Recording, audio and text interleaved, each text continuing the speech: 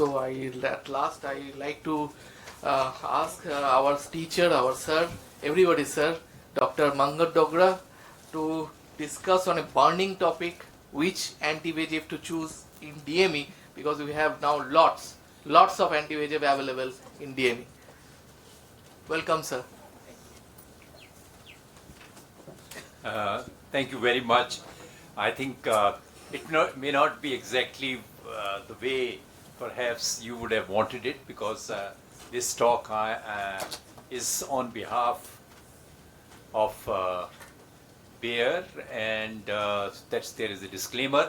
So whatever I am talking here is all what is approved and what is available as a sort of a it is not talking what is not recommended. It is according to various trials or whatever is we know about. So how do you really look at, once you want to choose the best anti-VEGF for your patient? So first of all, you need randomized controlled trial.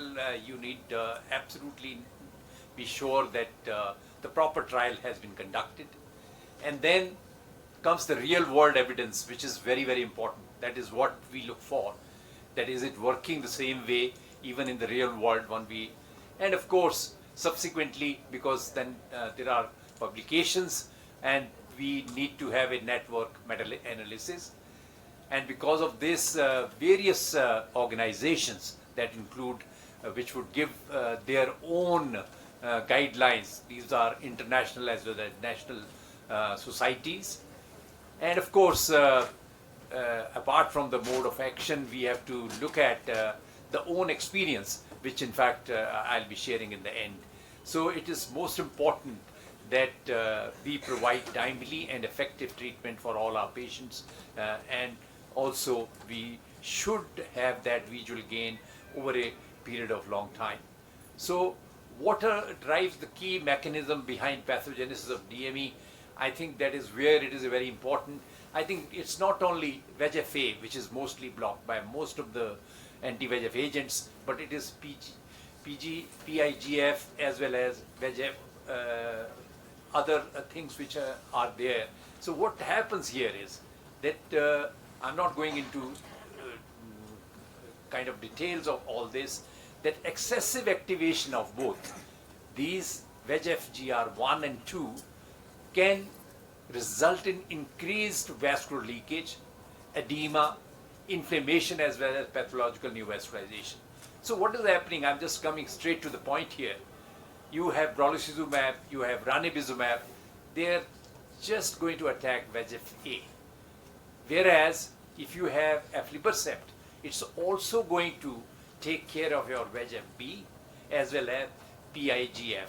So that is what is very important. I think that's somewhere we have to look at in that regard, that even it's not only VEGF-A which need to be completely blocked, you need other things which need to also be taken care of for the proper effect. So basically I'm coming, and most of you are aware of this study, which was a landmark protocol TE, and this was something which in fact compared the various anti-VEGF agents which are commonly used. So that is aflibercept, we have ranibizumab as well as bevacizumab. In fact, if you look at this data here, all were effective, but there is a difference, and you can see on the top the letters are mentioned, and you can see that most of the letter gain was even in overall, once it's not really looking at one aspect, was with the aflibercept. But what was very important and which is being followed and is the basis of guidelines issued by various organizations is this one. And that is the normal scenario. I will also mention to you that most of our patients have a poor vision. That is less than what we call 612 or less than that, or 20/50 or less. And here in first year you can see there was a remarkable difference as far as the efficacy was concerned. Aflibercept scored over both of them as far as the visual gain was concerned. But in the second year, I think there was still difference with the bevacizumab, but ranibizumab was coming closer. So I think basically, I think in 1 or 2 years, I have already mentioned, I'll not go into sort of a details of this, that I mentioned that in first year, definitely if the vision is poor and you start with aflibercept, you're going to have a better visual gain. And so what does the meta-analysis say? This is second, that is what we need to really look at. So the meta-analysis also favored the aflibercept because of the same reason. The reason is same, and many studies are included in such meta-analysis. And patients were approximately 30% more likely to gain 3 or more lines. That is what with aflibercept as compared to once we have ranibizumab or bevacizumab. So also there's an other meta-analysis here. I think it is basically saying the same thing, not anything different. And so then are the international guidelines. Once we go to the guidelines here, you look at EURETINA guidelines, Asian recommendations, as well as from the, you see, Diabetes Canada and German. So all these, in fact, what is important here is because of the poor vision, I think that's how this is the number one choice for DME patients, that this drug is used. And that's how all these various big organizations in their guideline, they have included that aflibercept become the choice because many of them have a poorer than 20/40 visual acuity. I think what is very important and interesting is this data. You see, the problem is 2/3 of our patients have that kind of vision. That means less than 20/40. So that's how you need perhaps, there's a need for an agent like aflibercept because majority of them, this is the data which comes from the real world. So that is what we have to look at it. So how many patients would be finally sort of taken care of with this. So basically once you have that, definitely the aflibercept becomes the choice. So I'm just going to share you a couple of cases here. The real world evidence. Early intensive treatment with anti-VEGFs in DME in first year leads to vision gain, and that can be maintained in long term with reduced treatment burden. The problem with us, I'll talk to you a little later here, and aflibercept is a choice. We already talked about the poorer vision, and DME patient even resistant sometimes to other anti-VEGF and steroids may respond to aflibercept. I'll show you the evidence here. I had this patient, I think long time with me, when I had not even superannuated from my institution in Chandigarh.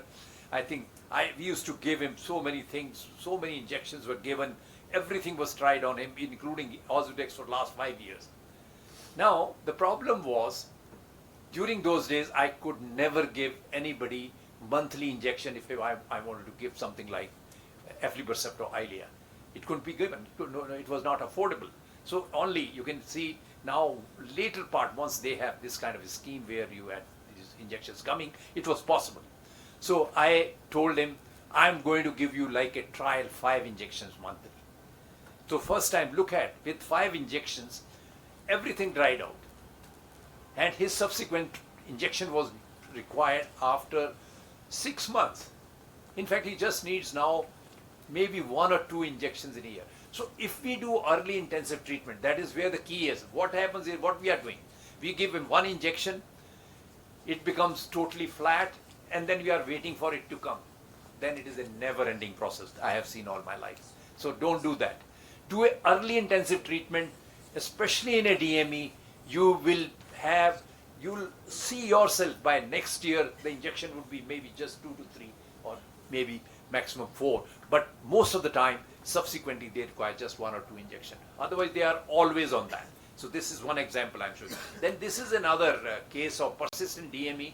So this was also treated with, bevacizumab injections, and you can see here, so despite injections, and we did lasers and others, nothing was going. I think ultimately was put on aflibercept, and that's how it responded very well.